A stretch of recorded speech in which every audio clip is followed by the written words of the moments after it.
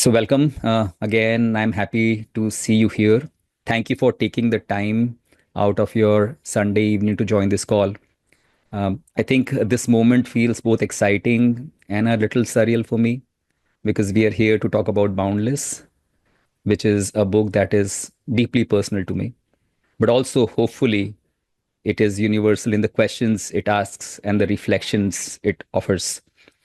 Uh, I find it very strange to think that what started as a personal project or personal notes has led me and led us to this moment with all of you gathered here, curious about this little creation of mine. So, when I began writing Boundless almost a year ago, it was like 10 or 11 months back, it was not meant to be a book. And this is something which I've also written in the preface of the book. It was just me trying to process my thoughts and experiences in life so far, uh, and I had compiled a few notes over the years, which I thought that they were intended for the eyes and ears of my children, Kavya and Chaitanya, because I wanted them to have something tangible in the form of lessons, reflections, and stories, and not just some online stuff, but something tangible, something in hand, something in print that they could turn to as they deal with the big questions of their own lives going forward. But as I kept writing, compiling my notes, I realized that what I was grappling with were not just lessons only meant for me and my children or the personal questions that I had. They were universal because I've been talking to a lot of people over the years, and these are universal questions that I would not say I've tried to answer them in the book, but you'll see that I've been seeking probable answers to them, and Boundless is in fact an attempt to share those questions with you, not just the answers or my version of the answers. So I've been having questions about the purpose of life, questions about how to be more resilient in life, dealing with adversities, question about personal growth, and what it means to lead a meaningful life overall. And that's when the idea of turning these reflections into a book began to take shapes almost 10, 11 months back. But the journey to create the book was anything but straightforward. It may seem like from the outside, but it was not a straightforward journey like most things in life. I've had moments of inspiration when words seemed to flow effortlessly. And then there were just as many moments of doubt, self doubt, when I questioned whether any of it really made sense. And not just to me, but to a probable reader in the future. But through it all, I kept coming back to the idea that this book did not have to be perfect. It just had to be honest. And that's what I've tried to capture through the effort of creating this book. So today I want to share with you some stories about the book and a few lessons inside it. I would love this to be a conversation. So if anything I share resonates with you or it sparks a question, I would love to hear your thoughts during the Q&A after I finish talking about the book. Because I believe that books are not just about the writer, they are also about the readers and the dialogue that they create over time. So let's begin this journey together. Thank you once again for being here. It truly means the world to me, really, and I mean it.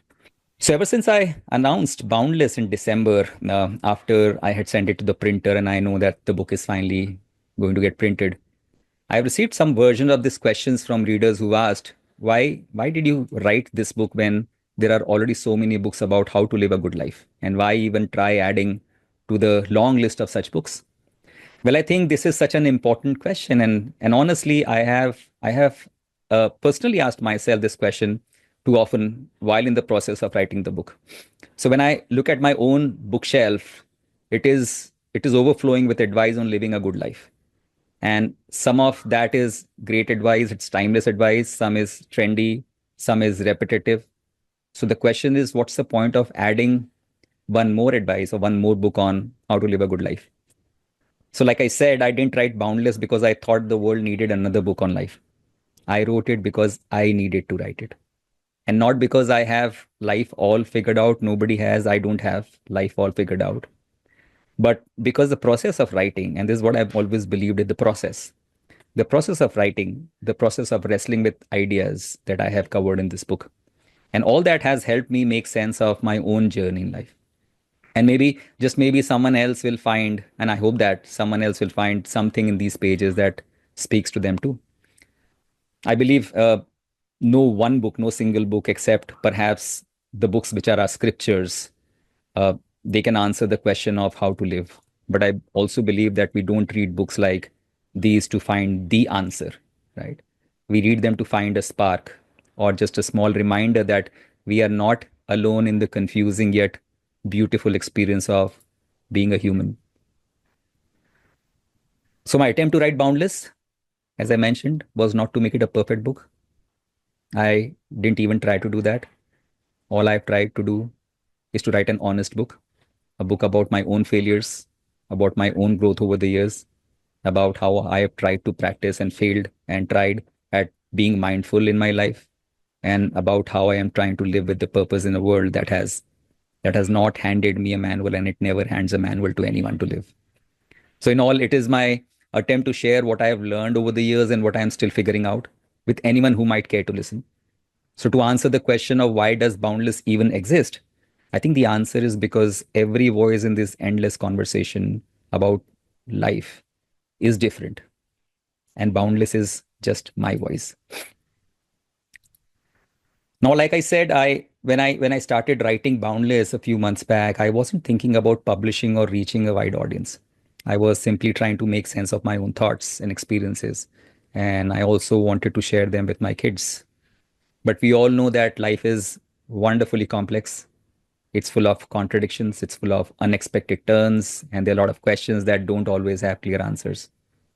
And so writing Boundless became my way of trying to seek possible answers to the complexities of my own life and trying to find clarity amidst the chaos I am surrounded with.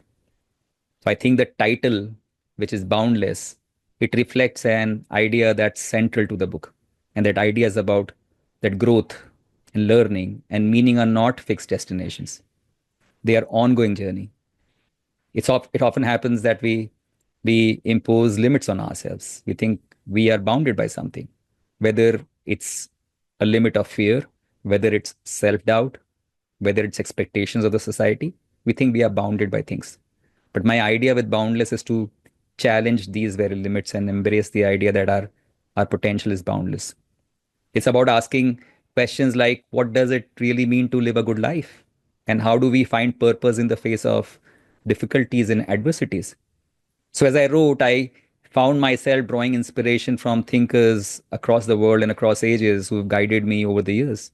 People like Viktor Frankl, whose reflections on suffering and meaning, they have taught me that even in the darkest moments, we can find purpose in life. Or philosopher Lao Tzu's philosophy of simplicity, being like water, that has reminded me that sometimes just being flexible, just turning around the rocks rather than trying to break a rock is perfectly fine. Or Leo Tolstoy's relentless pursuit of truth. It showed me that the answers we seek are often hidden in plain sight, waiting for us to strip away the unnecessary, and so that the answer emerges. Now, if I had to sum up the process of creating Boundless in one word, it would be messy, as I mentioned. And I mean that in the best possible way. Writing the book, it was full of twists and turns, like all books and all endeavors involve. There were moments of inspiration, like I said, and there were plenty of moments of self doubt. And when I started, all I had were scattered ideas. They were jotted down all over the place over the years.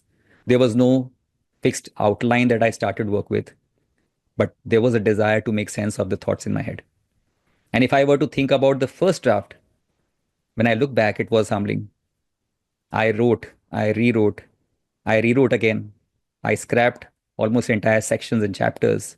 Some chapters were rewritten so many times that I lost count of how many times I have rewritten them or edited them completely.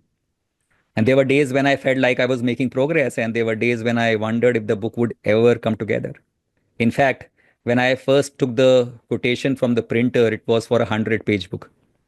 And that gradually increased to 200 pages, then 300 pages, then 450 pages.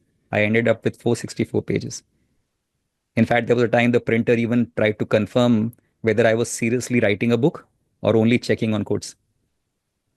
But I think through it all, I kept reminding myself that writing, like any good endeavor in life, as I said, is not about perfection. It's about showing up. It's about putting in the work, and it's about trusting the process that things are going to work out finally. If not in the way you thought of, but they're still going to work out finally. And one of the most rewarding parts of the journey was the creative freedom I gave myself because I self published. I decided early on that I wanted to write Boundless to feel personal and unique. And that's why I created illustrations to accompany the text. This book does not have my handwritten font that I had in the first book, which was a sketchbook of wisdom, right? Because I thought probably that would have hurt a lot of people or the eyes in the reading, the readability, because it's like a long book, a 464-page book, and not a 140-page book. But I still decided to do the illustrations, and they're not professional, as you'll see, by any means, but they capture the essence of what I wanted to convey through the ideas or through the lessons. So, overall, in hindsight, the process of creating Boundless has mirrored the themes that I'm going to talk about, which are a part of the book. Things like being fine with the imperfections of life, or things like finding joy in the journey, or things like trusting that the pieces will come together in time if you only follow the right process. And I'm now so excited to finally share the result of that messy, that beautiful process with you all. I also have a nice little story to share about the name Boundless.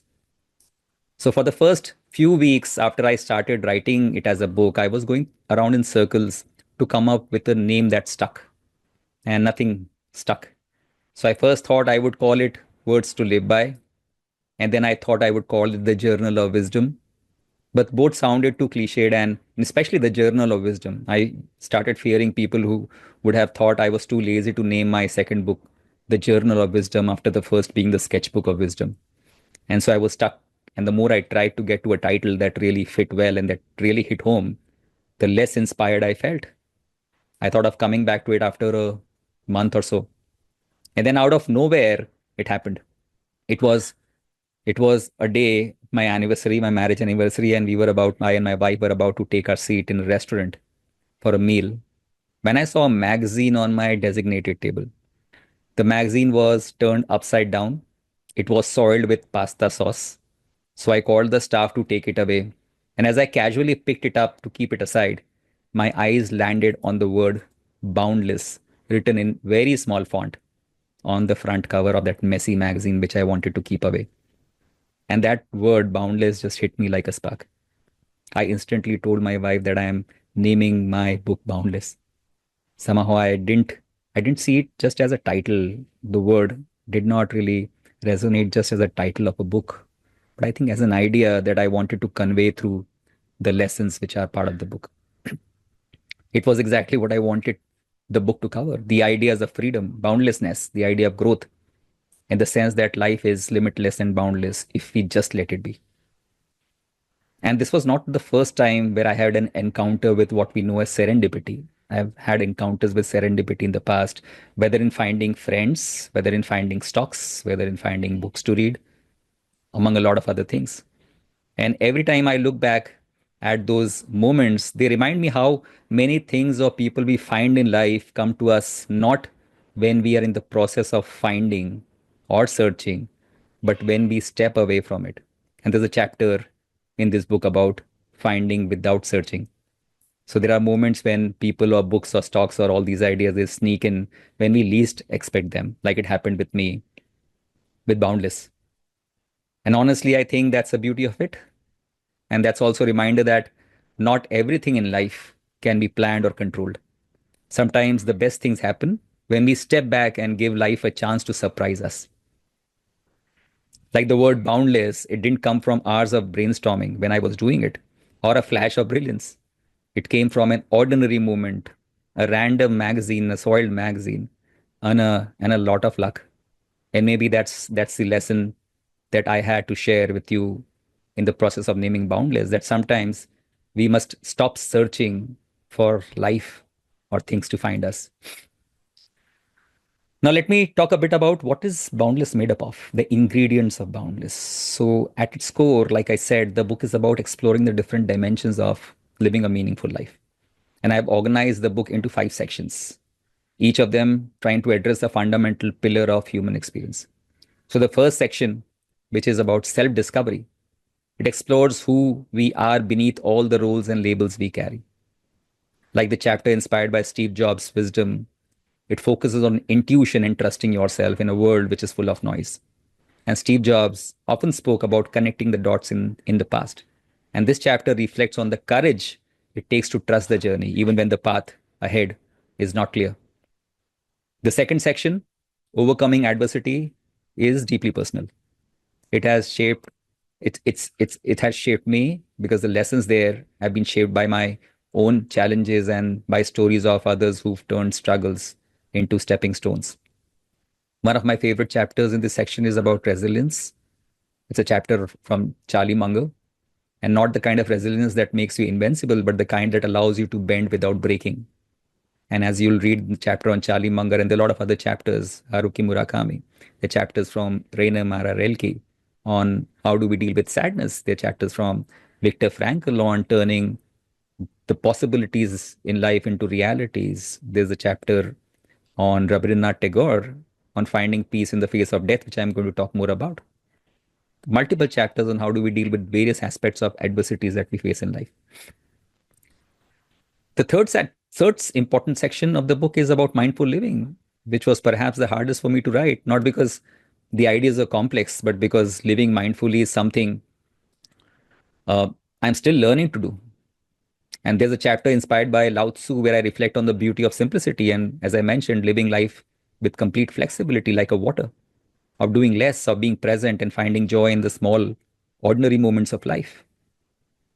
So mindful living, as I've understood or as I'm still learning as part of writing the book and beyond that, it's like a destination, right? You don't really you don't really arrive somewhere. You still practicing mindfulness as you learn the process of doing it.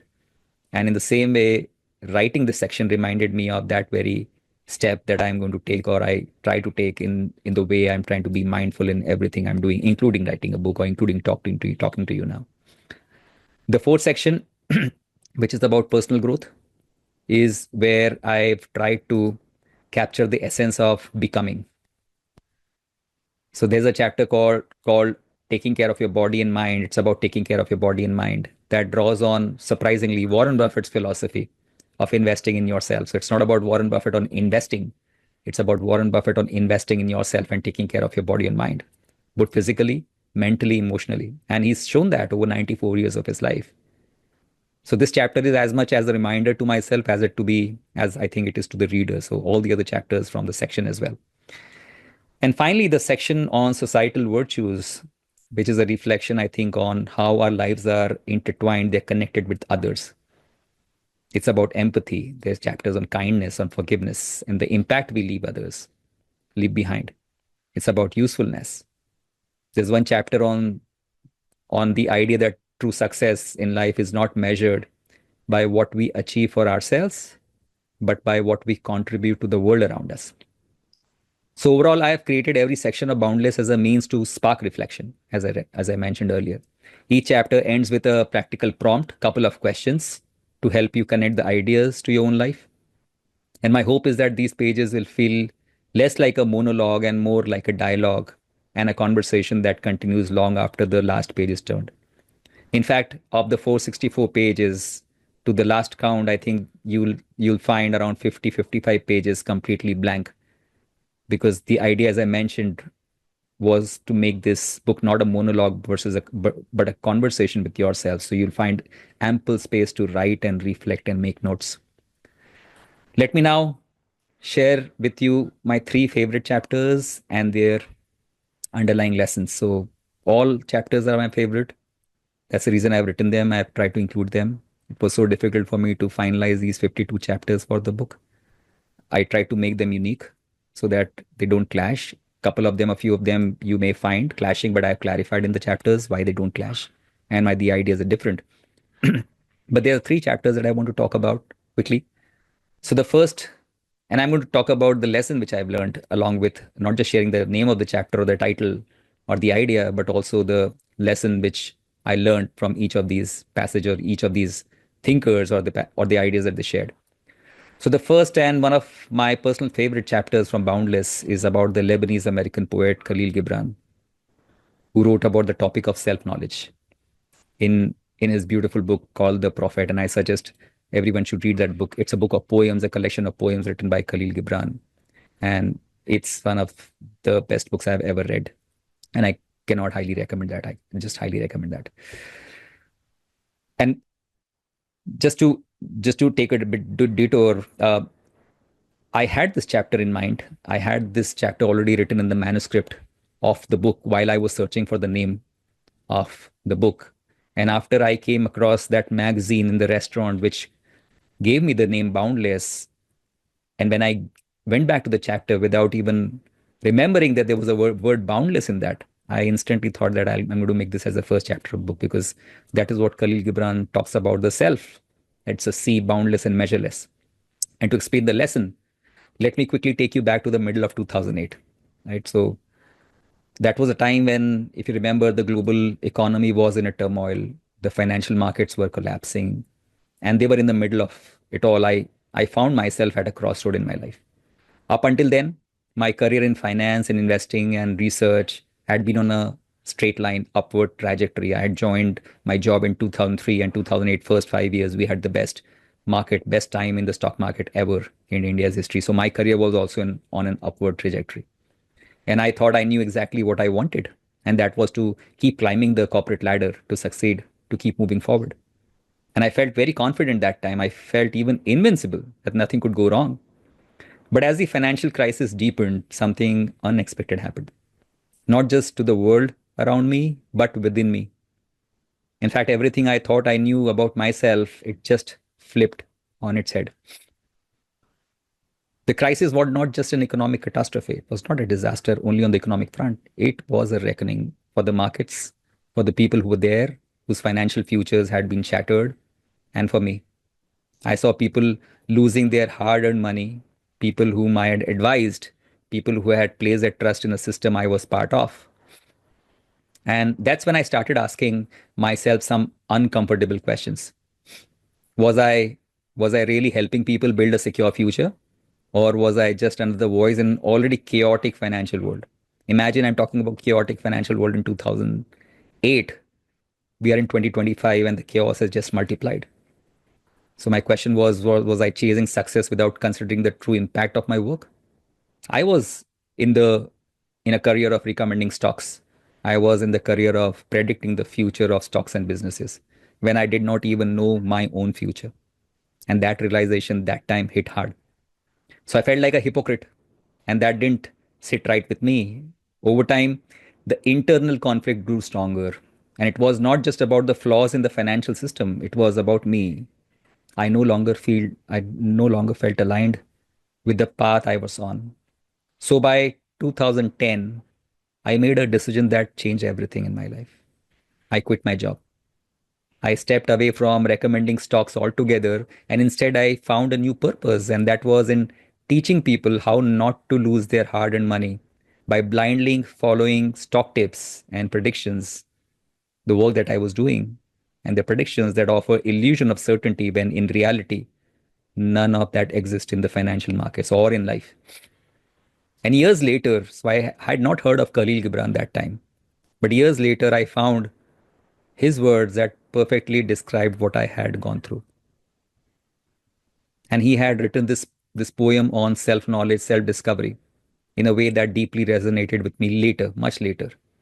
And he spoke of the self as a sea boundless and measureless that you see on your screen, which I think has been a constant reminder for me that no matter how much we think we know ourselves, there's always more to uncover. Gibran also warned in his poem about the temptation to measure the self. He said that it's like trying to contain the ocean in a small cup or a container. It simply cannot be done. Now, when I look back, I realize that the 2008 crisis was not just a turning point in my career, but a sort of an awakening, as I mentioned. It forced me to rethink everything, like my definition of success, my sense of purpose, and ultimately, my understanding of who I was. So, in his poem, as you'll read in the book, Gibran suggests that self discovery is not about finding a fixed path, but about meeting the soul on your journey. So you are taking a journey which you have known nothing about. So rather than trying to find a fixed path, you take a journey and you meet your soul on the journey. That's such a beautiful thought, which simply tells me that we don't wake up one day with a grand realization about who we are. Instead, we let life surprise us through experiences, through challenges, through moments of crisis. And I think the underlying lesson of Gibran's poem is to think of your soul, yourself, as a flower with infinite petals. Each experience that you have, each realization that you have, it all unfolds a new layer of your identity, day by day, moment by moment. And then self discovery is not about arriving at a final answer, it's about accepting and embracing the unfolding of the petals. It's about accepting the uncertainty. It's about accepting the boundlessness of who we are. So when I look back from being an overconfident finance professional to someone who's more aware of life's complexities, I now see that the crisis was not an end for me. It was a beginning. And just like the markets I once tried to predict, the self is a dynamic, ever changing, and full of surprises. And the real magic happens when we stop trying to control everything and when we embrace the unknown, when we trust that each twist and each turn reveals more about who we are and who we are meant to be over a period of time. Amazing lesson. The next chapter I want to talk to you about is the one from Leo Tolstoy's story about uncovering life's ultimate truths. So I start this chapter with a story of Pope who first laid eyes on the statue of David. That's a beautiful statue. And the Pope was so overwhelmed by the beauty of this sculpture, which is David, that he turned to the sculptor, who was Michelangelo, and asked, "How did you create something so perfect from a mere block of marble?" And Michelangelo's response was deep in its simplicity. And he said, "It was simple. I just removed everything that is not David." This statement, I think, holds a powerful truth, not just about art or creating sculptures, but about life itself. Michelangelo did not see himself as creating David. He believed David was already there, hidden within the marble, waiting to be revealed.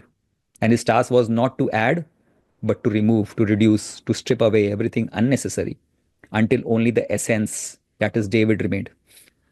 And centuries later, the great Russian thinker Leo Tolstoy, he echoed the same idea. As he writes in his passage, he believed that our true progress in life is not about accumulating more, but about clarifying our understanding of life's most essential questions, which involve removing, which involves refining, which involves simplifying our lives.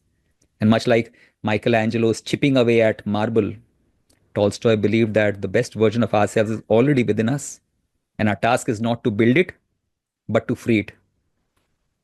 Now, if you think about it, this idea runs counterintuitive to what we often believe about learning and progress. We think that the more knowledge we collect, the wiser we become.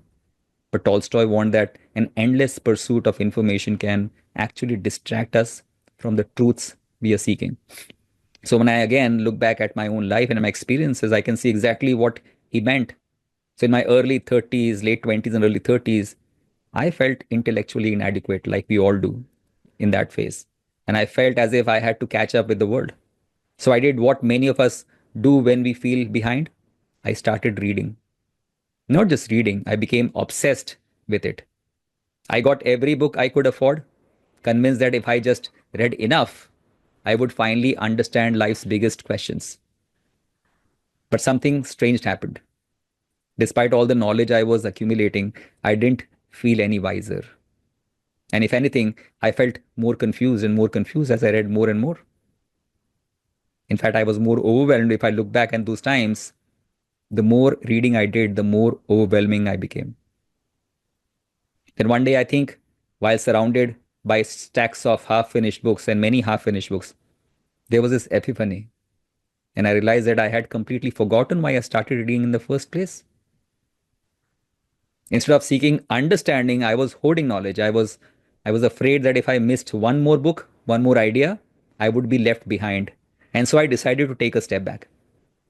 I revisited a few timeless books like The Prophet by Kahlil Gibran, like I mentioned, Gitanjali by Rabindranath Tagore, The Alchemist by Paulo Coelho, Man's Search for Meaning by Viktor Frankl, and the Gita. Just that this time I read differently. I didn't rush through books. I didn't analyze every sentence. I simply absorbed their wisdom, I just let the words sink in at their own pace. And I realized that time that wisdom is not about collecting more knowledge, as Tolstoy later said. It's about pausing, it's about reflecting, it's about allowing ideas to shape us over time. So I also stopped measuring my growth by how many books I had read and started measuring it by how clearly I could think about life's fundamental questions. Now, if you read the quote in his passage, Tolstoy compares truth to gold. He said it does not grow but is purified by removing all the impurities. In the same way, my learning has been that wisdom emerges when we strip away distractions, when we remove the assumptions, when we remove unnecessary complexity. And very much like Michelangelo, who sculpted David, we don't need to add more to find clarity. We need to remove what is in the way. The third and another of my favorite passages that I've covered in Boundless comes from Gurudev Rabindranath Tagore, famous Indian poet and social reformer. And it is on finding peace in the face of death. Now, understanding this lesson was like a personal victory for me. And I think I've still not understood it well, but I probably think that I understand it much better than what I understood maybe 5, 6 years back. Because I have been fearful of death all my adult life. In fact, fearful would be an understatement. But whenever I think about the idea of death, I remember this story from Mahabharata where the eldest of Pandavas, who's Yudhishthir, he comes upon a lake and finds his brothers lying lifeless on its banks. And before he can begin to investigate their deaths, and he's burning with thirst, he reaches out to drink from the lake and he's unaware that the same water has brought about his brother's demise. At that moment, a celestial, a yaksha, as they say, not a god, not an angel, but a presence of power who's presiding over the lake, he appears. And the yaksh warns Yudhishthir that if he drinks from the lake, he will meet the same fate as his brothers. He'll also die. But he offers Yudhishthir an alternative to answer his questions and survive. Now, there are said to be 18 questions that Yaksh asked Yudhishthir, but the one that relates to this chapter is that when he asked, what is the greatest wonder?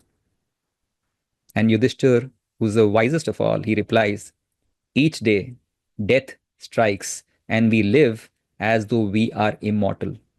This is the greatest wonder. Now, this paradox that death is ever present, yet we live as if we are untouched by it, it has fascinated thinkers throughout the history. And for many, death remains an abstract concept. But for Rabindranath Tagore, the great Indian poet and philosopher, death was deeply personal. It was not some distant idea, but a constant presence that shaped much of his life and his work.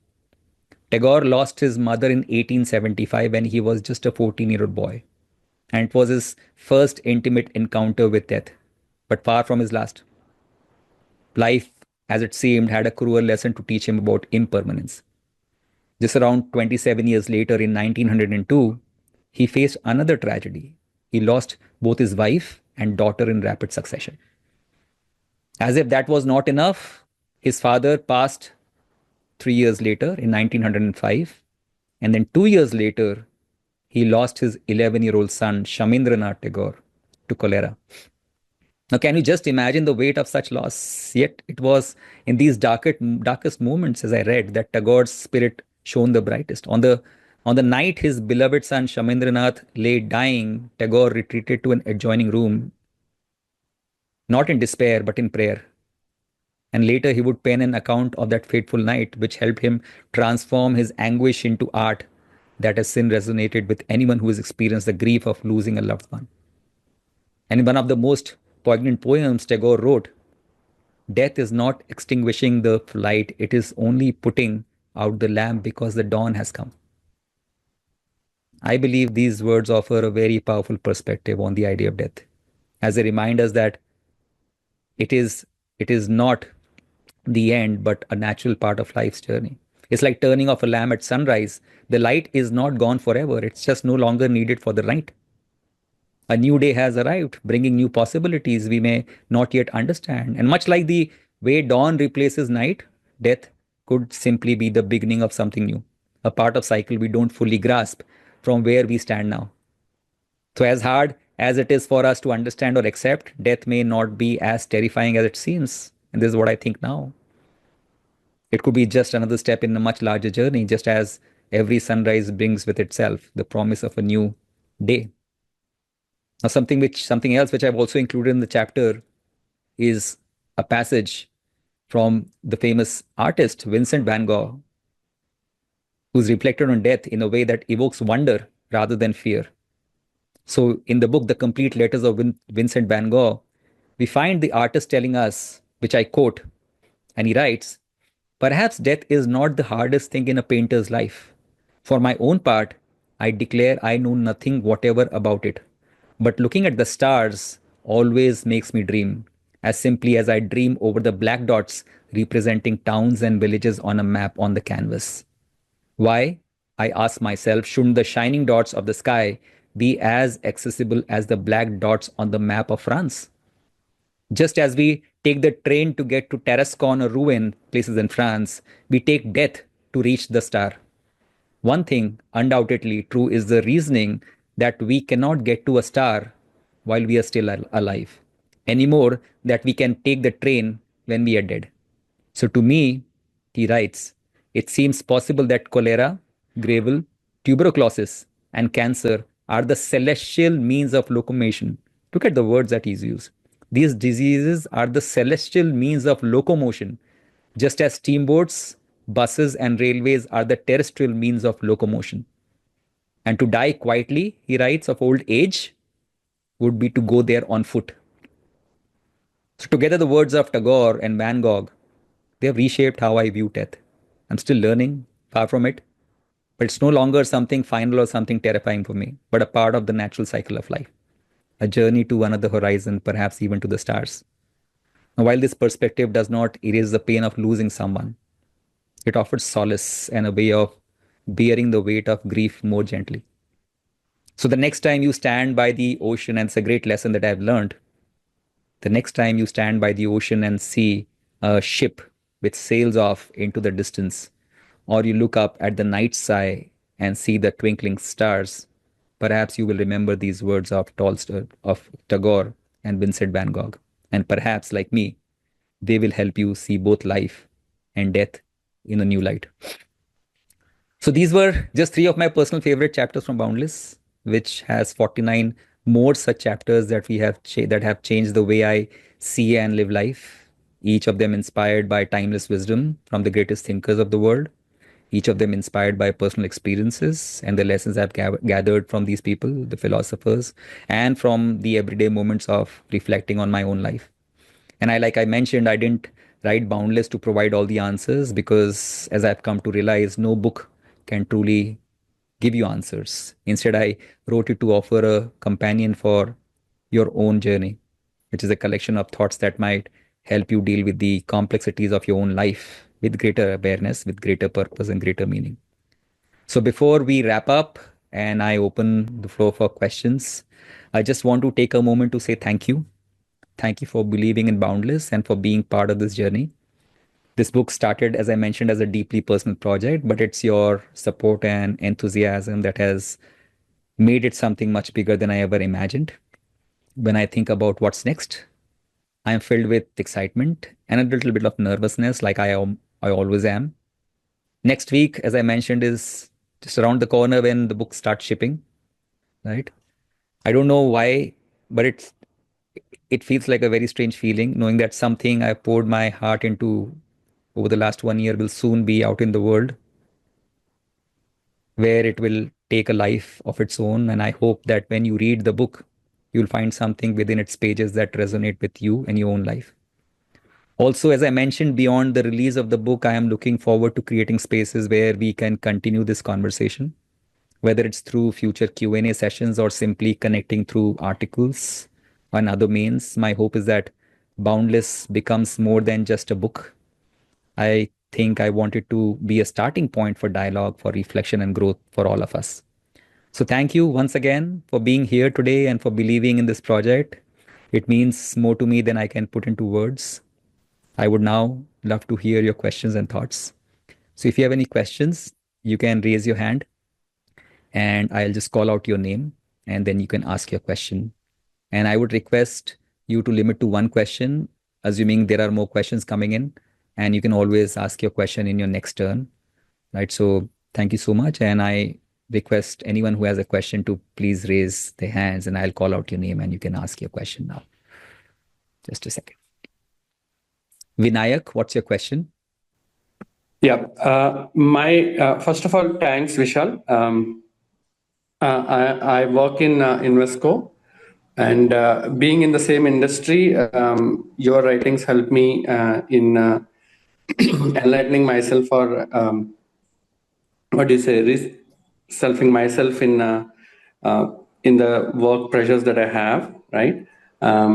My question to you is very simple. How I'm not sure if it's the right question here, but if at all you have anxiety about your kids, right? How do you overcome that anxiety? I have a 9-year-old son, and I am little. Always there is some anxiety on his future. So how do you if at all you have, right? So how do you overcome that? No, I think every parent has the right to be anxious about their kids, and I think as I've realized that before getting married or before having kids, everything was about me myself, and this is I think is typical for all of us as we grow up. But as soon as we have kids, everything's about them. So we become less selfish in life because everything is about someone else who's walking and talking, and not us, right? So I think I have been anxious off and on about my kids, not really about the work that they're going to do in the future, because I think that they're smart enough, wise enough to find their own path. But we all worried about their health, their life, and all the dangers which are lurking around because they are part of us, right? But I think overall, I would say that my anxiety has reduced as I've grown as a parent, as I've seen my kids growing up as well, and see them grow up into independent people. They're still very young. My daughter is 20 just, and my son is 13, right? So I'm still anxious over a period of time, on and off. But I think I would recommend, and this is something which has really helped me and reminded me often. There's another in the book The Prophet. There's another book, another poem called On Children by Kahlil Gibran, and the essence of the poem is that the reason you should not be worrying about your children is that, as he says, and I may use the wrong, incorrect words, but as he says that your children come from you, but they're not through you. We as parents are like bows, and they are the arrows. The more stronger we are to bend backward, the further they are going to go. And we have no place in the future because their future is something else. So there is no point being anxious about the future because we have no role to play in the future.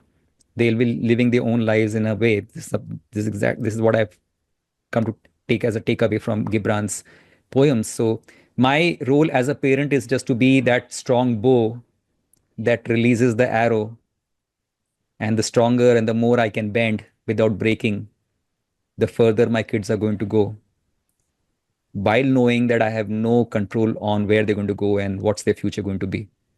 Right? So helping them become good, kind, ethical, healthy individuals of having the right integrity and the character, I think that is all we as parents need to do. If we are doing that, we don't need to be anxious. If you are not doing that, we anyway are not anxious, and that's the reason we are not doing that. But I'm sure you're doing that with your kids. So I think taking the same lesson from Gita, where Krishna talks about not being attached to the fruits of the action, just doing your action. I think raising kids is one of the most difficult actions that we take as a parent.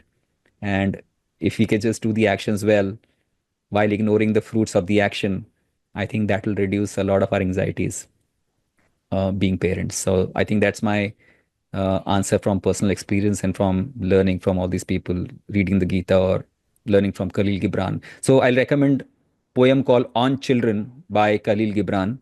It's part of his book The Prophet, which I quoted today. I hope that helps. Yep. Thanks, Vishal. Thanks. Thank you. Uday, what's your question? Hi Vishal, am I audible? Yes, Uday, you're audible. Yeah, so many congratulations on your new book and best Thanks. wishes. I thoroughly enjoyed your sketchbook of wisdom. Thanks. I picked very good lessons out of it. My only question is, when is that it is expected to reach the Boundless? I am equally excited like you. I wanted to read the book. So most likely the book has been shipped from the printer's end. That's around Delhi, North India. and they've said that I should receive the book by maybe Tuesday or Wednesday, right? So I think if I receive it by Wednesday, I should start shipping them by Thursday. So I'm not really sure where you're based, but people will Bangalore. start receiving the book Bangalore. So maybe next, in the sense, not this week, coming week, but next week, early next week, I think you should expect to receive Boundless at your place. Great, great. Sounds good. Thank you so much, Vishal. Thank Thanks. you, there. Thank you. Sagar, what's your question? Anyone who has a question, please raise your hand, and I'm happy to answer as many questions as possible.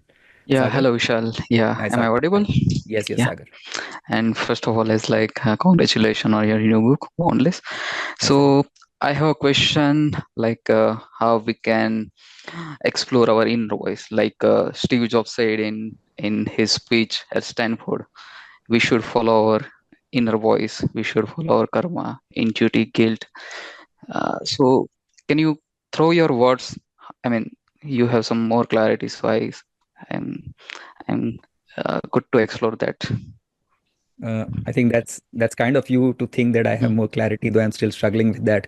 It's there are always ideas in my mind that you think that you understand, but as I mentioned in Kahlil Gibran's poem, you just unpetal a lot of those petals and find out that there's so much that you still have to know. Right. So I think couple of ideas that have really helped me over here. I think one big idea that has really helped me, and that idea is part of the book, is this idea from Ramana Maharshi, who talks about the idea of this asking this question of self-inquiry, which is who am I? Right? Always asking this question, who am I? We always giving ourselves labels, right? I'm a doctor, I'm a parent, I'm a teacher, I'm a writer, and all those kind of things, right? Or I'm a man, or I'm a woman. But beyond these labels lie the core essence, the consciousness, as he talks about. So, going beyond all those labels and answering this question of self-inquiry, which is who am I think is one good way of finding the inner being that you're searching for, right? And again, connecting that idea with another idea that I have written about in the book from a passage from Gita, from the translation of Eknath Ishwaran, where he talks about the idea that Mahabharat, or the Battle of Kurukshetra, is not an external war, it's a war within ourselves, right? So we're always fighting that war of self-inquiry, of seeking that inner voice, of knowing ourselves, and that's a constant war. We cannot aim to perfectly know ourselves, but if we always, in whatever way, can meditate on this question of who am I, as Ramana Maharshi says, right, of understanding what we really want in life, and also combining that idea with a universal question of what kind of life should I be living, not just for living just for myself, like Steve Jobs says. So Steve Jobs point about listening to your intuition and heart and following the path that you find fit uh, is a wonderful idea, but it's more individualistic, right? When you combine that with the Gita's idea of Swadharma, which I think I'll suggest a book, Talks on the Gita by Vinoba Bhave. He writes about a concept called Swadharma, and Swadharma is a part of the Gita as well. So Swadharma is, as the name suggests, Swa, which is self, and Dharma, which is the righteousness, the duty that we all bound to follow in life, right? So Swadharma takes that idea more universally. So rather than only trying to follow your heart and intuition, you also doing that, being aware that whatever you're doing in life is also beneficial to the bigger universe, or a bigger world, कातर वापर or a more कातर number of people. Easy per कातर Just a second. Yeah. Right. So I think it's a journey, right? So combining Maharishi's idea of who am I with the idea of the Eknath Ishwaran, of the fact that every battle that we're fighting is a battle which is the inner battle. So always trying to fight that battle and not really searching for outside battles, though we have enough of that, right? And then also combining the idea that we need to find that core I, which is not about I, which is selfish, but which is more about uh, uh, being useful to the universe or out there, people out there, or creatures out there.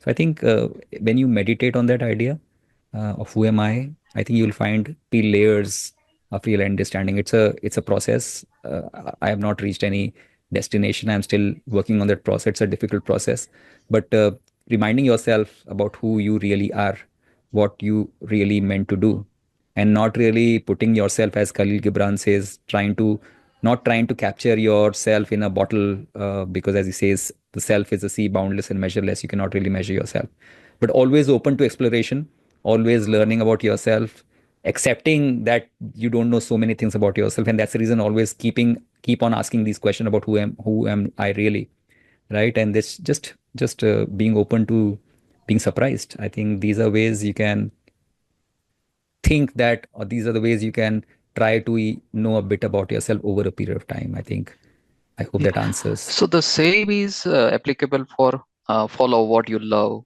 right? So that for Yes. So who am I is Mhm. also about what I am doing. Like, who am Mhm. I is not in isolation. It also tells you, it also guides you in the kind of work that you want to do in life, Mhm. right? I Even see. whatever the society expects of you, whatever the world expects of you, only when you personally answer or try to answer this question, find answers to this question, though you'll not find a specific answer. Again, as Gibran says, we don't find the truth, we find a truth, right? And your Mhm. truth can be different from what the society's truth is, or what the truth that someone else defines as, right? So always trying to find your truth, and never believing that you have arrived in life and this is the final thing, because as I mentioned in my own experience, life is always willing to surprise you, right? So being open, being accepting of that surprise, that you're always going to unpeel more layers of yourself rather than arriving at that one final thing, right? I think that keeps us humble, and that keeps us on this journey of being aware of our inner being and trying to know ourselves better and better and better day after day. Though we cannot ex- expect ourselves to find the real version. I think it's when we do that, we've achieved nirvana, to really find that true self. But it's just a process of knowing yourself better day after day. But for that, you need to reflect and think, Yeah, right? I see. Yeah, thank you. Thank you, Vishal. Yeah, Thanks. bye. Sagar, what's your question? Yeah. Uh, Very good evening, sir. Yeah, Sagar. Sir, this is Sagar Devi from Mumbai. Hi, Sir, a Sagar. few things. I actually enjoyed your book thoroughly for the Sketchbook of Wisdom. I loved Mm-hmm. that book. Mm-hmm. Right from that perspective, actually, I'm thinking to, pre-order this book, Boundless. Sir, there are few things that I need to ask you. Right, sir, can we able to start the course right on the financial freedom and the basics of the financials, right? Why I'm from where I'm coming from the first participant's question, right? Why we are actually getting anxious about our children, right? And Mr. Munger is always trying to tell us that the world is running on the envy and the jealousness, right? And in today's generation, the childrens are always are having a comparison in their mind, right? So can we able to have a small course in our education system, right, regarding the basics of the finance, while we the generation right now in the probably in the 30s or in the mid 40s, right, are aware of the finances, probably in the late 20s or in the mid 20s, right? So can we able to imbibe that in the early teens or in the mid teens, right, to have that behavioral finance and the importance of saving or in the education curriculum with the So help I, of the yeah, AMCs, Sagar, with the help yeah. of the AMCs and with the big stalwarts like you and the Inam and everyone, right? Can we able to imbibe the basics of the finance with the the timeless wisdom of the life? How we can able to live life with this Right. type of things? So can we able to amalgate these two topics and have a very fruitful things?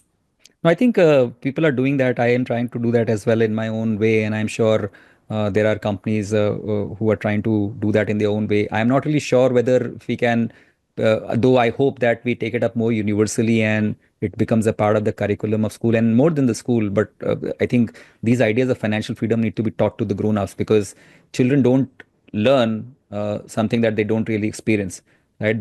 Or something that they cannot really see by first hand, right? There's always an appropriate age of learning about financial freedom, and you cannot really drill that into a child's mind.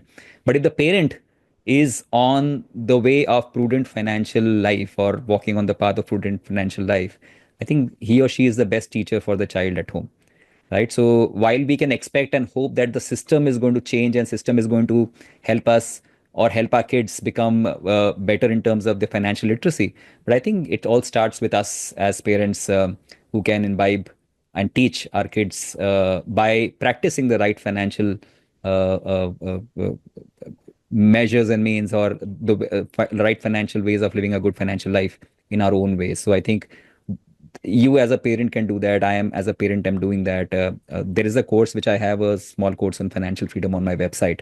Right. So I think people are trying, but I think as they say, the buck starts and stops here. So just do it at your own end in your own little way. And I think, as they say, little by little, a little becomes a lot. Right. So that is how we change the world, by changing ourselves and people around us. Agreed, sir. Yeah. Agreed. But Yeah. it's all about, like घर की मुर्गी दाल बराबर means it is not means our kids is not going to listen us. That's why No, nothing else. don't do that. So as I mentioned, your kids are not going to listen to you, but they are very smart in seeing you doing things. So Yeah, kids don't listen to us, but they see what we do, they preach. right? So Yeah, one way is to teach them by showing them rather than speaking to them or telling them. The other way is to teach the other kids, right? And expect that someone else is going to teach your kids, right? So I think that's a cycle which continues. So you need to make got your it. own effort. Yeah, Got it. Yeah, sure. sure. Thanks, Thank you Sagar. very much, sir. Thank you, sir. Thanks, Sagar. Thank you. Ankur, what's your question? Yeah, hi Vishal. Hi. So first of all, thanks for coming up with a second book. So I'm really looking forward to the copy when I receive it next week.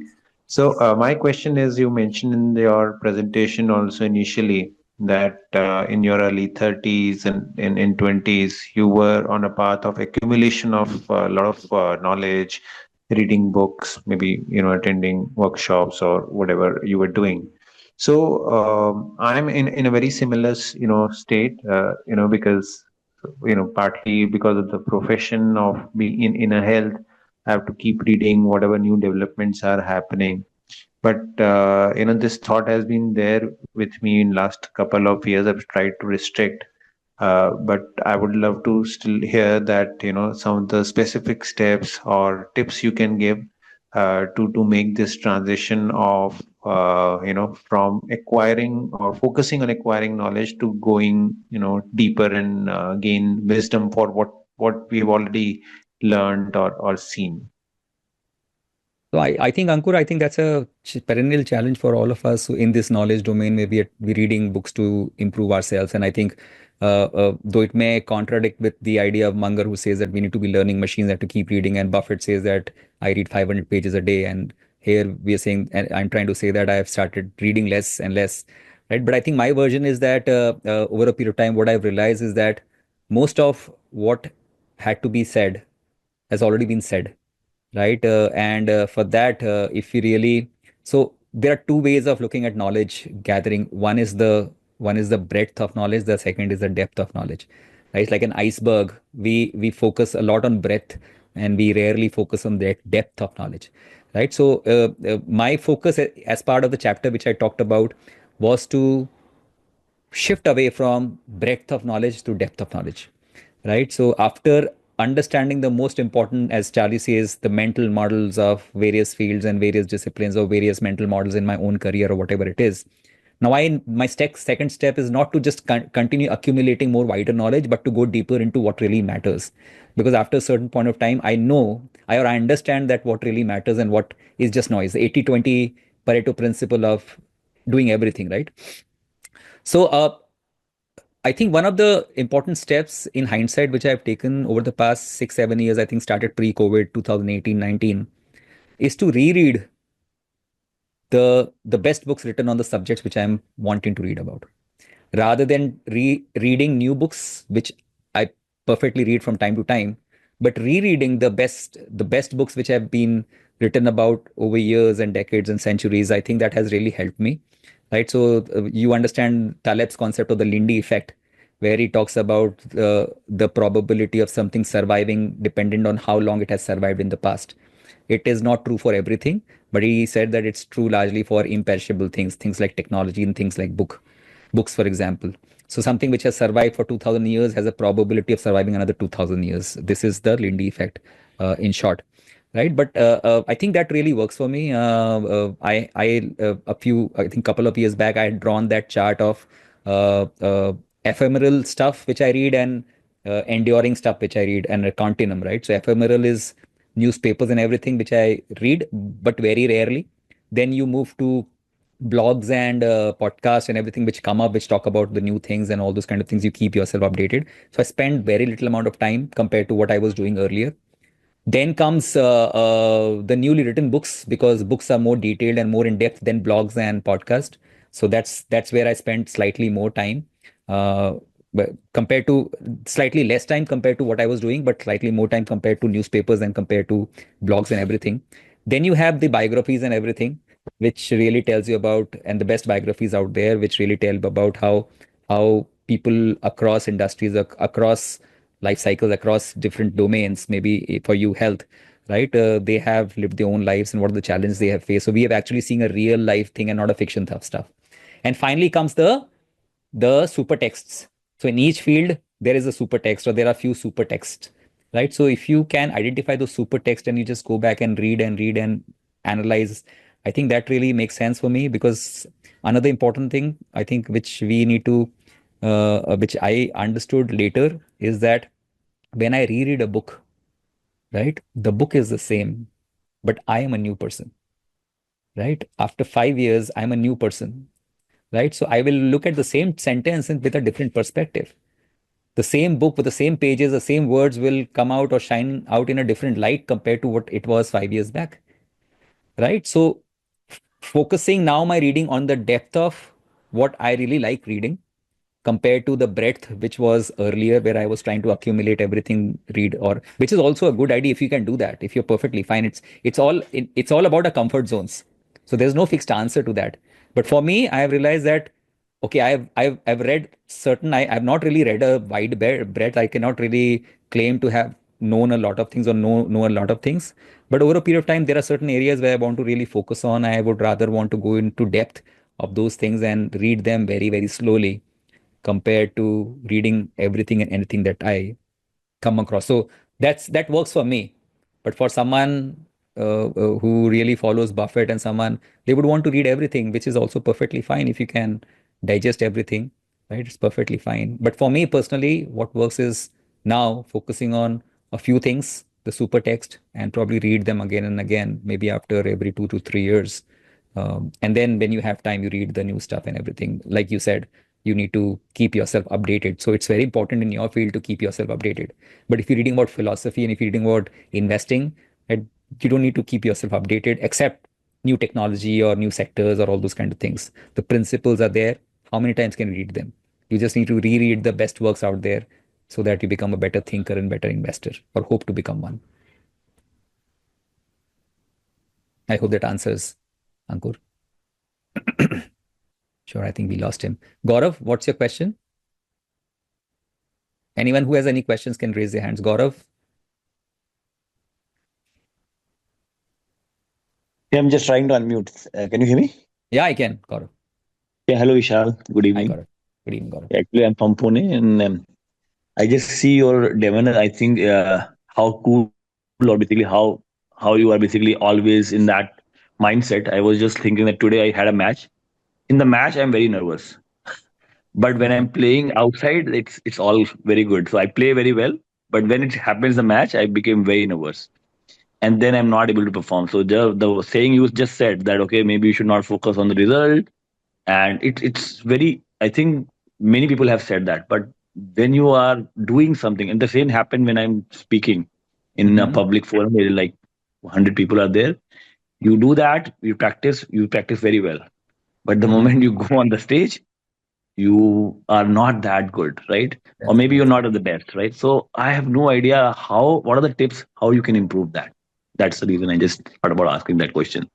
No, I think that performance anxiety is always there, right? And though I have been speaking in my workshops and sessions like this for the past 12 years, only I can explain, and I'm sure you understand the butterflies in your stomach just before you are in front of people and actually playing a match or giving a talk like this where people are listening to you live and you start having the fear that people are going to judge you and everything. So I think, again, a lot of these ideas of I'm not really sure how you can apply to a match that you play, but I think I have learned to apply these ideas of uh, being anxious for the right reason before the thing, but being in the flow after the thing starts. right? So I think and then I am sure you understand that this happens with practice, right? When you are in that flow, when you really love the match that you're playing or the game that you're playing, right? Though you have that anxiety before the thing starts, once after the first 5 minutes or 10 minutes, you are in that flow to not have any anxiety, right? That's one idea of practicing your craft over a period of time, that you reduce the amount of anxiety that you have while playing the exact actual match or giving an actual presentation. Though, as I mentioned, it's always good to have anxiety because you're anxious of performing well, right? Only then you're going to have perform well. The second thing is whatever, whether it's a cricket match or a football match or a performance or a talk or any kind of thing which I am giving, uh, I always try to think of an audience of one, right? I am the only person who's listening to me. I am the only person who's watching me play.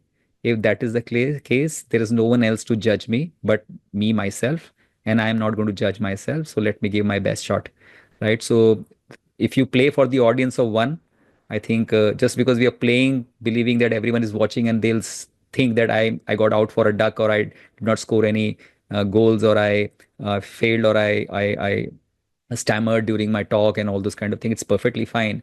Just performing, I think so. There's another, since we are talking, there's a chapter on the being the man in the arena from Roosevelt in the book, which talks about the fact that being in the arena is enough, right? You will be scarred, you will be under dust, you will have blood coming out in that sense, right?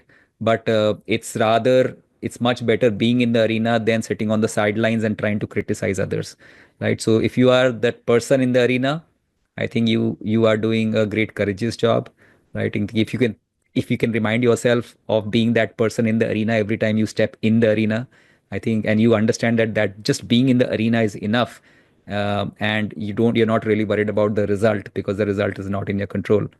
I think so. That I think is a good way of reducing that anxiety, and that has really worked for me. The idea of Epictetus, which I talk about in the book, of understanding things within our control and not within our control, is so important, because if we start believing that there are so many things which are in our control, which are actually not in our control, we'll have a lot of anxiety. But if we seize control, if we give up control, no understanding, if we understand and accept there are so many things, especially the outcomes of any match or any performance or any talk, which are not in our control, we just need to go and perform. Like we advise to our kids, just go and perform, right? Just go, you give your best shot and you just leave the rest. And then the third idea of inner scorecard, which is not part of the book, but I've written about it enough. The idea from Warren Buffett about living with your inner scorecard, right? I think, and not an outer scorecard. I think that is also a great idea to tone down the anxiety that you have while playing a game, because I think we all live our lives with external scorecards, and that really keeps us anxious. But if we can only live with inner scorecards, I think anxiety just disappears, because who else is there to judge me? Just me, myself. So I think these are ways I have used to tone down my anxiety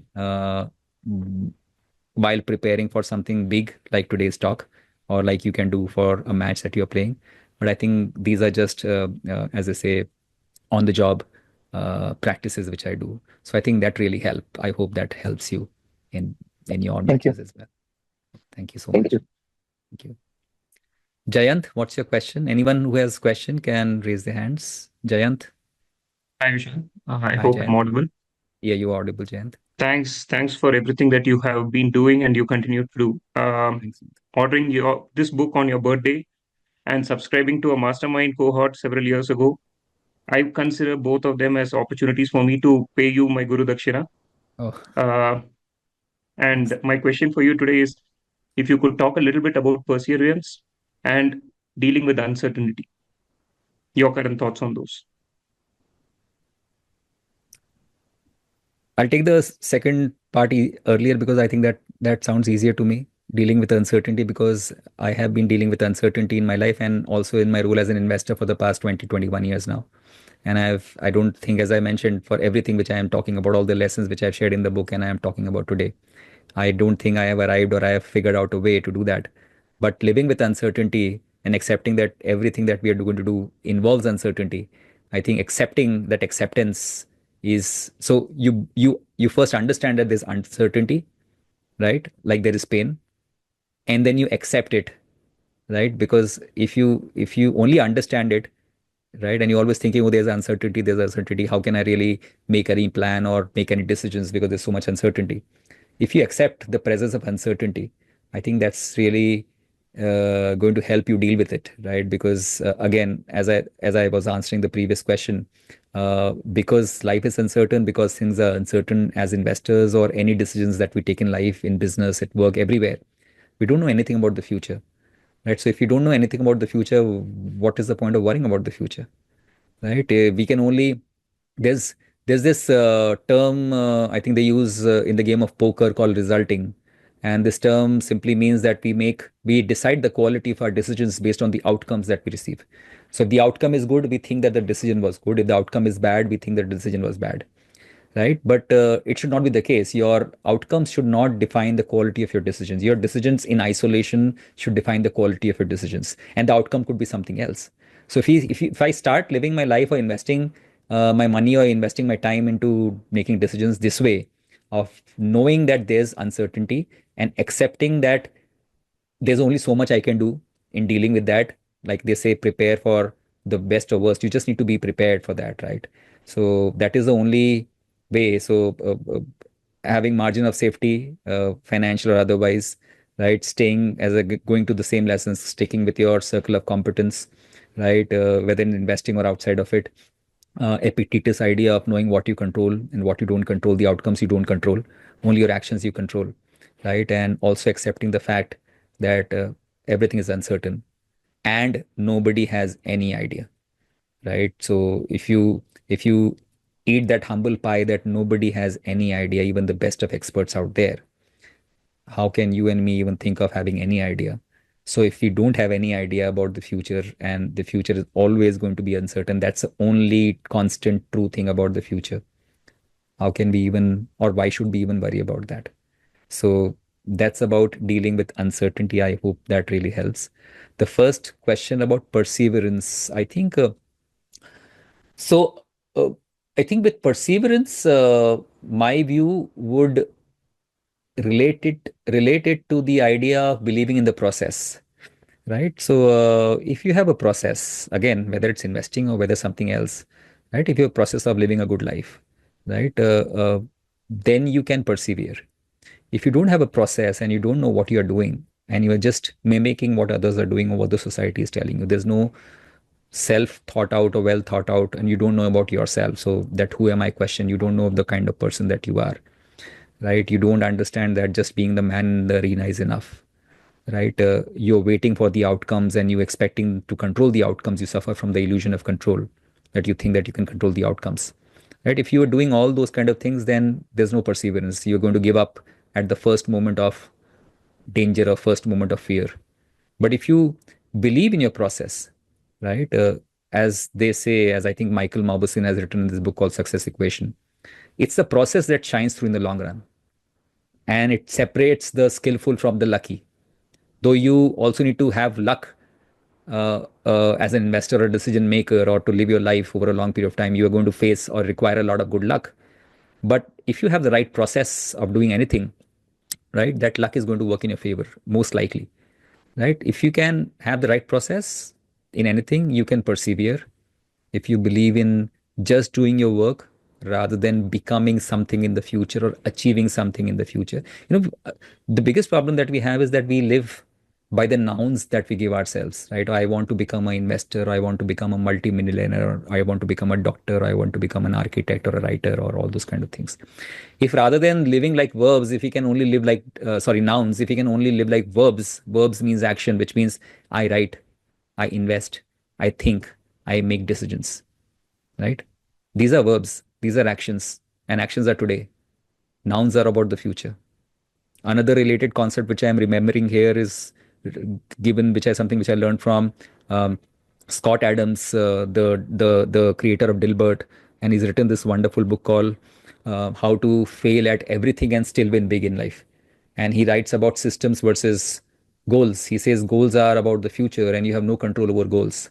But systems are about today, what you're doing today, day after day, moment after moment. So if you understand the systems that you are in, and if you can focus on the process and just focus on the process and let the proceeds be, right? You'll be able to persevere. But if you have one eye on the proceeds and one eye on the goal, you'll not be able to persevere, because the moment you think that you are deviating from that goal, you'll give up. So I also remember quickly a Zen story here where this guy wants to learn martial arts, and he goes to the martial arts teacher and he says that I want to learn this form of martial art and I could not find a better teacher. How much time would it take me to become like you? And the teacher says it'll take you 10 years to become like me or to learn this martial art. And the student is unhappy, says 10 years is too long a time. What if I spend 12 hours a day honing the skill? How much time will it take? The master says, now it'll take you 20 years. And the student is disturbed. He's saying, I'm taking more time, spending more time practicing, but it'll take me longer time. What if I spend 24 hours or 22 hours in a day and do it 7 days in a week and continuously do it day after day, hour after hour? How much time will it take? And the master says, to become the master in this art and to become like you. And the master says, now it'll take you 30 years. And the student is now angry. He says that the more time I'm spending owning this skill to become like you, to reach the goal, like being the perfect martial artist out there, it's taking me longer and longer time. How could it be so? And the master says, it's simply because you have one eye on the goal. If you have one eye on the goal, you cannot persevere, because the moment you deviate from the goal and you think you're deviating from the goal, you will give up. But if you only focus on doing that, taking that next step, day after day, moment after moment, rather than thinking, where am I going? Where am I headed? We need to have a broader understanding of the direction that we are headed, right? But sometimes not understanding or not having that direction, I think, is the greatest thing that can happen to your life. And this is what I also tell my kids. Not knowing the kind of career that you'll have, what you are going to do in your life 20 years down the line, 10 years down the line, I think is one of the best things that you can do to yourself, because then you'll be open to take any detour, any route that's opens up in front of you. But if you think that 20 years down the line your life is set and you want to be reached there, you need to accumulate this many crore rupees, and 10 years down the line you have to be here, and 5 years down the line have to be here, it can be probably a bad thing, because then you won't be even willing to take a detour or look at the scenery around. So I think I can just give from my own example.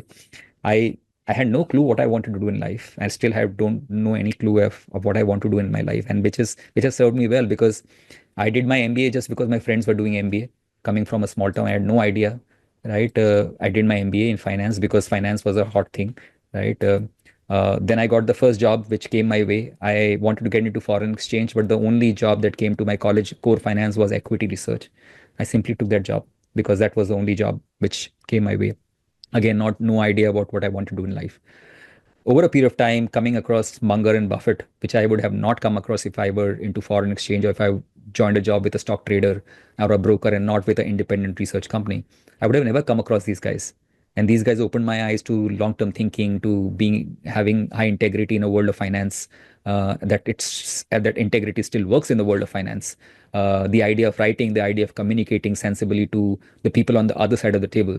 And then the financial crisis hit, and I realized before that everything is sorted. And financial crisis tells me that not everything is sorted. There are more layers to what you want to peel for yourself, right? So serendipity after serendipity after serendipity, I started moving on this journey of writing, on investing, having no idea whether people are going to buy my courses or pay me for writing. But I just started believing that something is going to happen. This is what I love doing, right? And gradually I started writing on investing. Over a period of time, I could not differentiate between living a good life and becoming a good investor. So I started writing on life and investing. And over a period of time, I thought that I'll compile my books and I'll all those kind of things, right? So I never knew, when I was pursuing commerce, choosing commerce in my school and doing finance in my MBA, or pursuing a career in equity research, that I'll be writing a book on how to live a good life through my own experiences, just because I had no clue. It does not mean that you should not have a clue, and or people who have clue are lost in life. I think great if you have a clue of where you are headed, but always be open to taking detours. And people who don't have clue, who just focus on becoming better or just focus on living one day after another, yeah, and not worrying about the plan B or the outcomes, right? So I think in hindsight, I would find those people to probably strike luck or strike gold as they move forward, because they are open to change. They are flexible. They're not rigid. So I think if you can, and I'm not really sure whether my long answer really helps you in your decision, but the core, the essence of my answer is that the way to perseverance is to be very open to change, changing your mind, as they say, when the facts change, and also to focus on the process of just becoming better and in your field or wherever you are, as James Clear says, 1% every day, right? If you can do that, you can persevere, and also connect that with uncertainty. If you accept that there's going to be uncertainty in whatever you're going to do, that leads to perseverance, right? Because if you don't believe in uncertainty, and uncertainty actually shows up because it's going to show up, it'll break you, right? But if you are, as Lao Tzu says, that if you're like water, which rather than breaking the rock, passes by the rock and is flexible, it takes the form of a cup. If it's in a cup, it takes the form of a glass. If it's in a glass, it has no shape of its own. If we can live our lives like that, being very flexible and adaptable, right? And with the process, I think that's a way of dealing with perseverance, or being perseverant, and also being resilient um, in the face of anything that life brings to us. I hope that answers. Thank you so much. Thank you. Mahavir, what's your question? Anyone who has any question can raise their hand and ask. I see one last question for Mahavir. Anyone who has any question can raise their hand. But Mahavir, are you there? Yeah. Yeah. Hi, Yes. hi, Vishal bhai. How are you? I'm fine, Mahavir. Thank you. Yeah, I've been following your work, Vishal bhai, for quite a long time, and it truly had a great impact on me. That's nice. And I also bought your book, Sketchbook of Wisdom, which I impose on my daughter, 9-year-old daughter. Sometimes I tell her to read, and in fact, my question is on imposing things. I don't know what the irony out here. The thing is, when I was like, till 16 years of, जब तक मैं 16 साल का था, I am a Jain, ठीक है? तो I never used to eat potatoes because वो एक it's a thing in Jainism, कि आप That's it. आलू का अंदर नहीं खा सकते हो and all that. That's it. So it was a That's it. societal thing. Uh-huh. But then suddenly एक दिन मेरा friend लेके आया and I ate and it was like यार बहुत अच्छी चीज है. I don't know why I was skipping this one. मेरे को नहीं पता Uh-huh. मैं क्यों skip कर रहा था. Okay. So and then there is this chapter that you have written on Richard Dawkins that I saw right now, right? Richard Mhm. Dawkins, being an atheist, I have read, I've seen certain documentaries of his. Then I've read Yuval Noah Harari on the subject and various other things. I stand so confused, though I believe in God. I, of course, matlab as a you have seen like in Jainism there are 24 different gods and I believe that everyone has a different truth and वो सब सही बात है एकदम but still I am very confused sometimes how do I instill clarity in my kids this were I don't know I have this might be very controversial to say कि ये religious story था लेकिन कैसा था ये stories को आप कैसे सेपरेट करोगे कि इसका रियल लर्निंग्स क्या था because what happens what if I am talking to my mom my dad they are like very focused on the stories rather than the teachings that were there in the stories मतलब आप theory पे ज्यादा focused हो rather than कि उसके अंदर का deeper truth क्या था. So how do I explain them? Do time travel with them?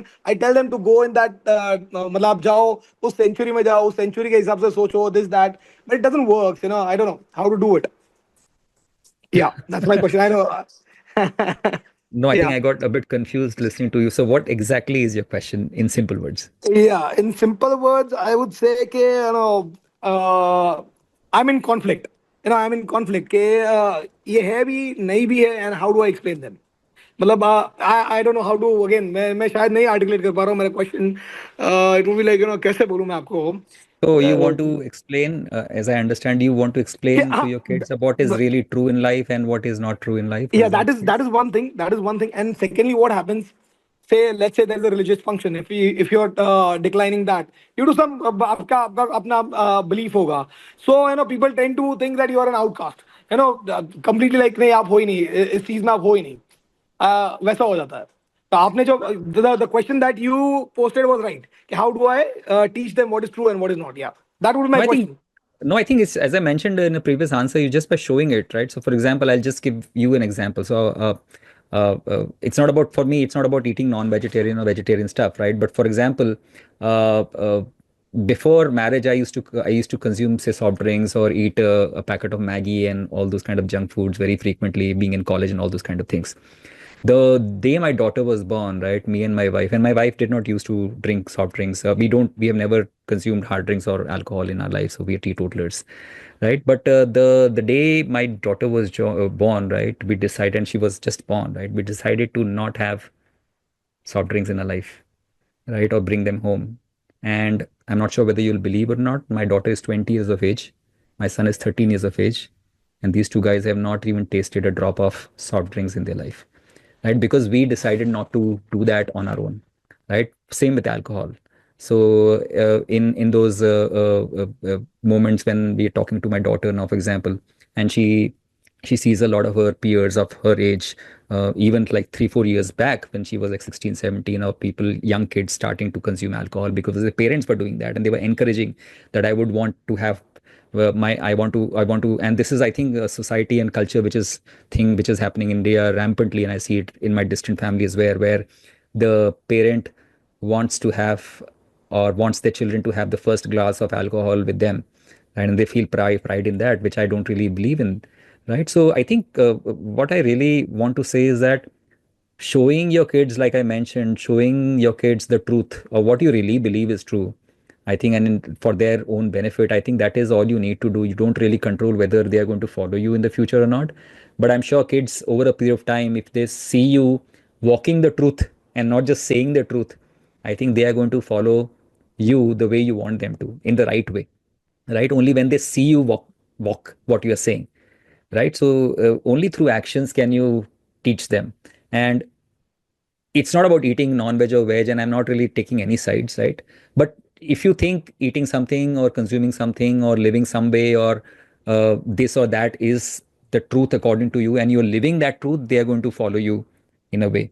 But there's also a way, I think there's also the risk of biasing them in the way you think and you live your life, which I think I'm not really sure whether it's a good idea, right? So but in terms of, for example, as I mentioned, the most important thing to instill in your kids, or in any kids, and it is something which I would want to do and I have been doing, is to have the right character and the right healthy habits. Healthy habits can sometimes go for a toss when your kid is away, and my daughter is in college and she's seeing her friends eating, say, a pizza or a pasta or junk food. So there's always a temptation, and sometimes she indulges in that, which is perfectly fine. But no alcohol, no soft drink, no smoking, nothing at all. Where a lot of her peers are doing that, just because we've shown her that this is how we live our own lives, and we're just not asking them to avoid doing some certain things, but we have avoided, and we give the reasons for that. So there always need to be a reason, and this reason had to be backed by actions.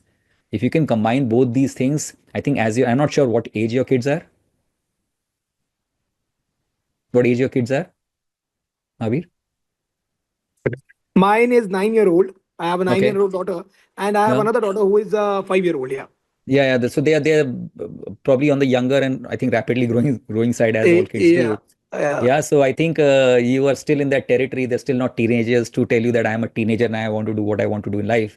You still have 4 years with your first daughter and 9 years with your second daughter to show them Eh, the truths that you really believe in and that really are true, right? So I'm No, but sure your they parents. do. Yeah. Yeah, They do. I lost you, Abir.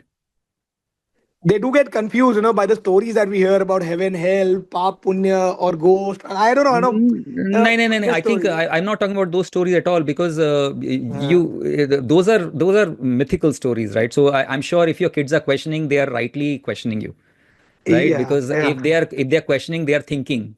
If they're not questioning, they're not thinking, right? So it's a good sign if they're questioning all these kind of things. But you only tell them stories that you really believe in and you've experienced. You can always tell them the sources of these stories and tell them that, okay, as per our scriptures, this is what they talk about, but this is Yeah. what I believe. Whether I agree or not, this is what I believe. But should you believe that? No, find it out on your own. Find it out on your own. I Yeah. think, as I mentioned, you just need to show them. I Yeah. think Yeah. if they're asking, it's always good. You are lucky. Yeah. Thank you. Thank you so much, Vishal. Thank you. Thanks, ma'am. Thank you. Yeah. Yeah. Yeah. Nimish, what's your question? Hi Vishal. Hi, So Nimish. Vishal, congratulations on the book. Thanks, Vishal, Nimish. one anecdote you gave on the health aspect, like wherein you Hmm. said negatively, wherein you avoid soft drinks and other stuff. Any Hmm. anecdotes which you can give on the positive side, which is something which you did, which sort of helped you in your health journey?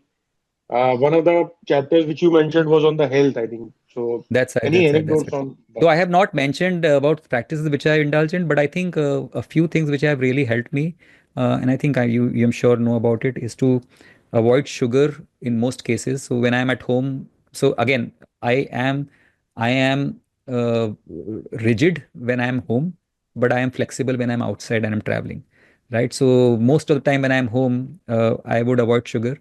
I would indulge in some kind of fasting. So mostly intermittent fasting. I generally do around 16 to 18 years of not eating, including 7, 8 hours of sleeping. Right. So that is there. And occasionally, maybe once a month, I'll do a 36-hour or 48-hour water fasting. That has really helped me over the last 1, 2 years. Right. But sugar has been something which I've been staying largely away from. Not always, but largely away from the past few years. Not consuming refined oil, and in India you have ghee and you have coconut oil, so not consuming any seed oils. Focusing on getting adequate sleep and adequate rest, focusing on resting my digestive system through fasting, right? And I think focusing on my work, which I love doing, which really takes all any stress that I have. So trying to reduce your stress to the outlet that you have, which is for me my work, right? So I think these are something. And again, if I were to bring in Charlie Munger over here, as he says, all I want to know is where I'm going to die, so I will not go there. I think most of good health, in my experience, has come by avoiding the bad stuff rather than choosing the right stuff. So avoiding sugar, avoiding stress, minimizing stress, cannot avoid stress, avoiding seed oils, avoiding packaged food, which are called products in the right way. Food products, they're not food, they're food products, right? Checking labels and all those kind of things. I think avoiding has really helped me. And then, of course, you have exercise, some kind of exercise, some kind of fasting incorporated in your life. So these things have really helped me. Simple stuff, but I think they go a long way to help you stay away from taking pills, right? So as much as you control. Yeah. Thanks, Vishal. Appreciate. Thank you. Shailesh, what's your question? And if anyone has any question, you can raise your hand. Shailesh? Yes.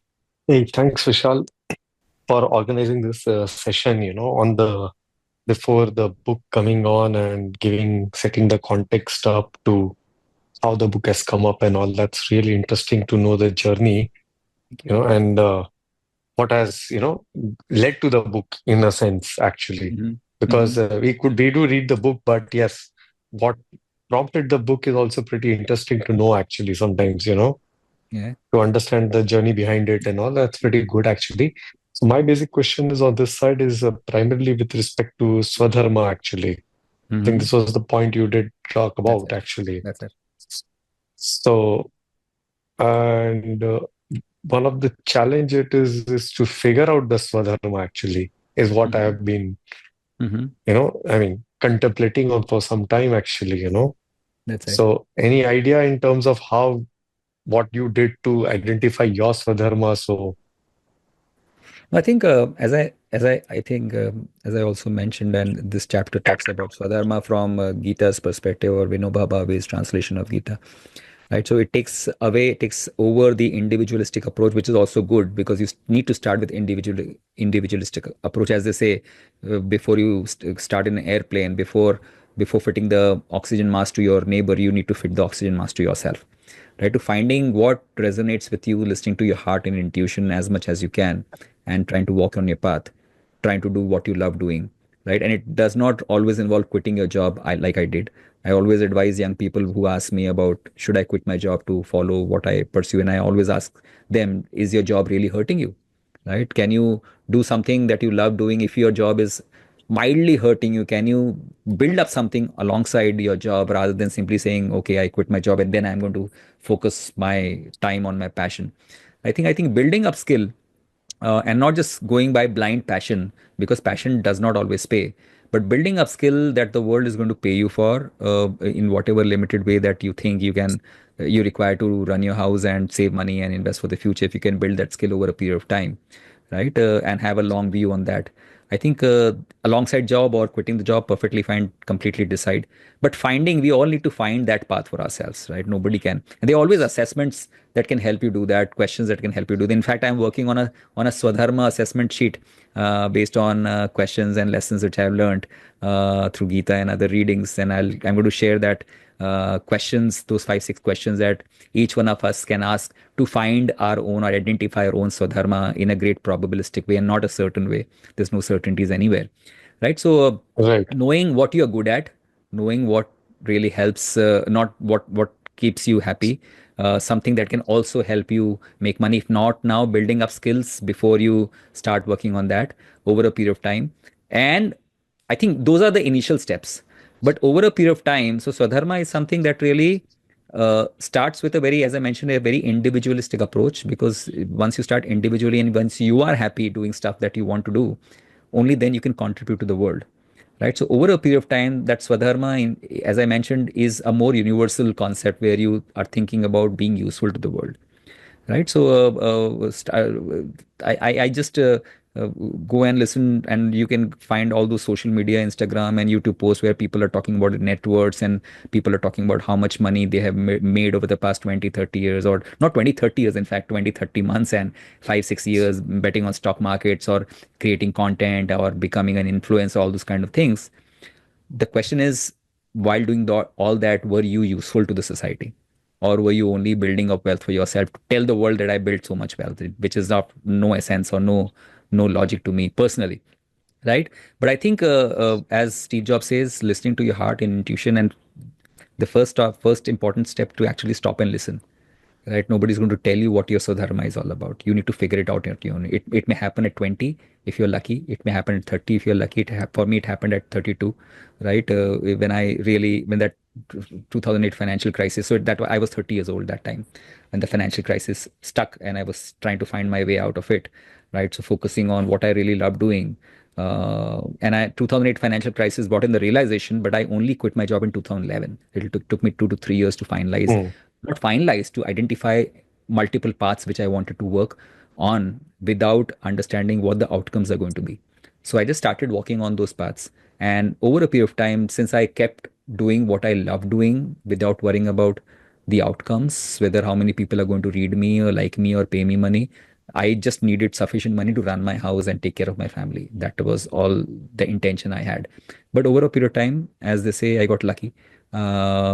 People paid for the courses and for the books, and I was able to take care of my family, save some money, invest my money, and stop thinking or stop worrying about money, right? So I would not say that I have reached a stage where I simply don't give everything away for free and I'll be perfectly fine. Yeah, I will be perfectly fine for many years now.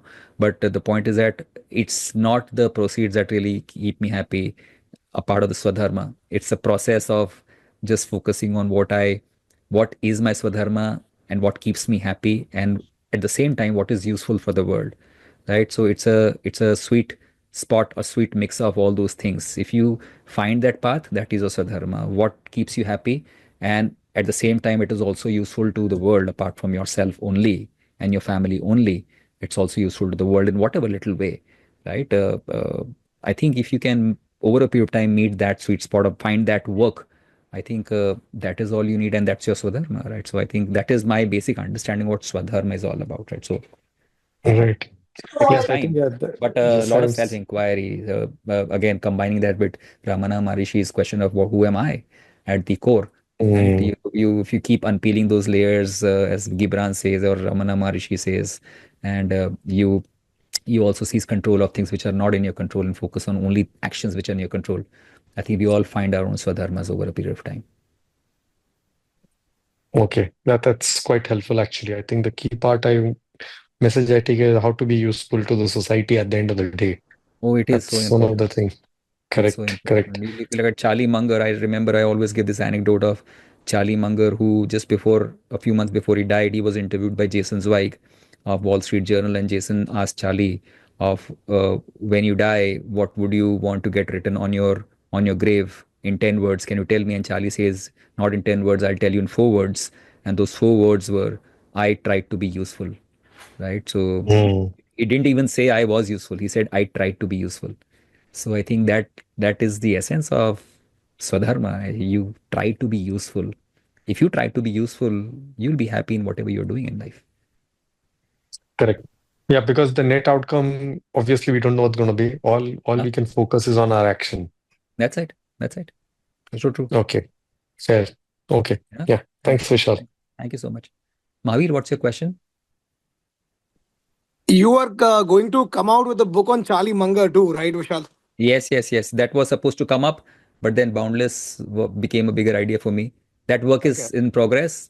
Most likely in the next few months or 6 months, 7 months, I think I should have another session on announcing Charlie Munger's book. Great. Thank you so much, Vishal. Thank you so much. Thanks, Nabil. Thank you so much. Yeah. Yeah. Yeah, Vedanta, what's your question? First of all, thank you for your time, Vishal. Thanks, Vedanta. The question is like, how do you keep calm with with yourself? Like, how do you keep calm with your inner voices? And like, if you face any contradiction in life, like life is telling you to do something else, but you want yourself from yourself within to do something other.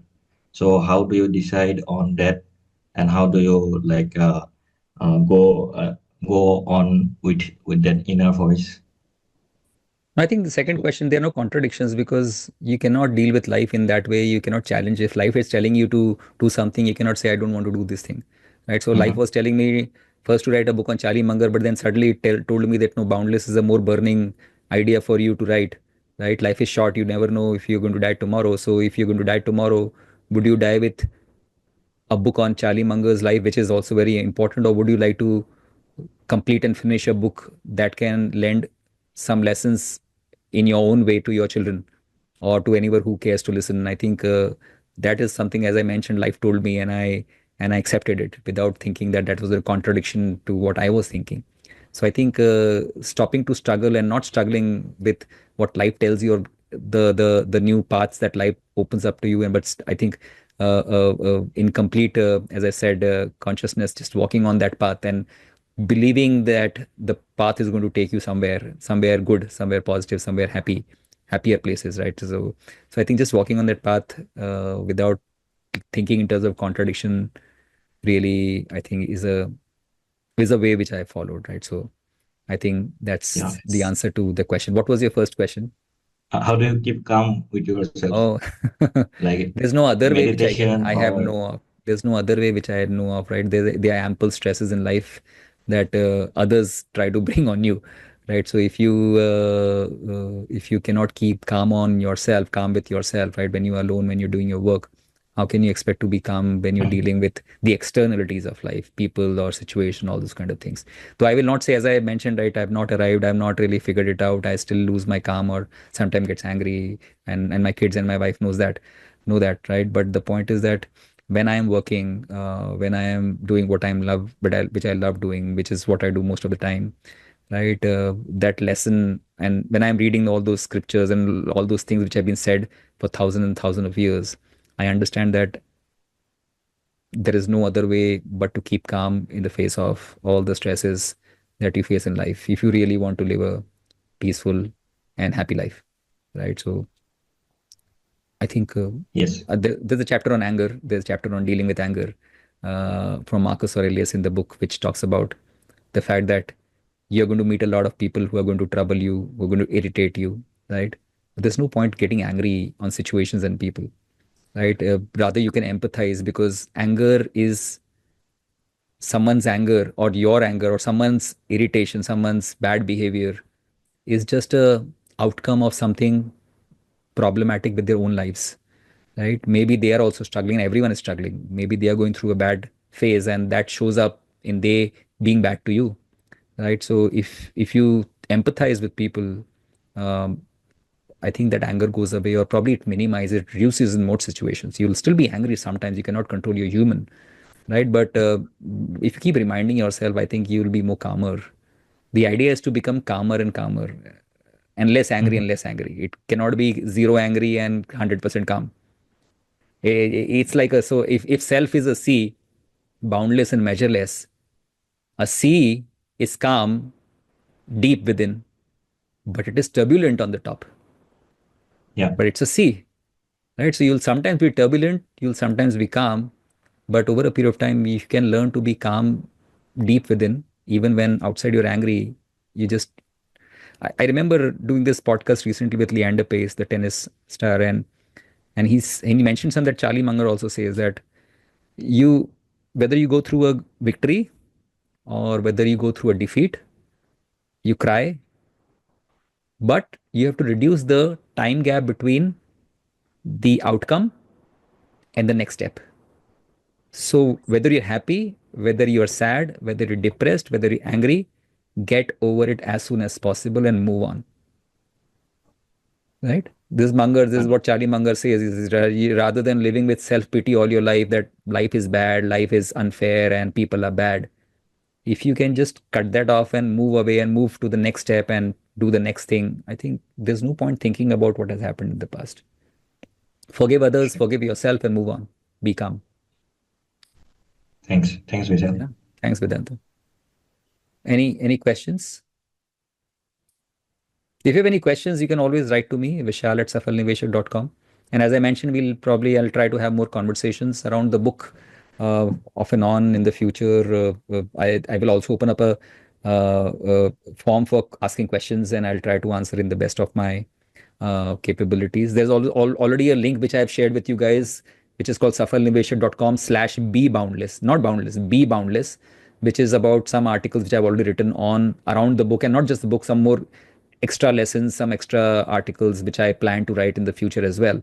So go and check that place. And I would also request you to please help spread the word about, if your friends or family or someone who wants to benefit, or who you think can benefit by reading Boundless, you can probably gift it to them. I'll be closing the pre-orders. I'll close the pre-orders today, but I'll be opening up new orders once the book is with me in hand, probably late during the coming week. So once you hear from me, I'll be happy or blessed if you can share the word among your friend, and if you find that they are going to benefit from Boundless, that's going to help me immensely. So thank you so much for your time and patience in being with me for, I don't know how much time, like 9, 10 o'clock, almost 2 hours now. So thank you so much for your time and patience, and I look forward to seeing you soon. Stay boundless, stay happy. Thank you.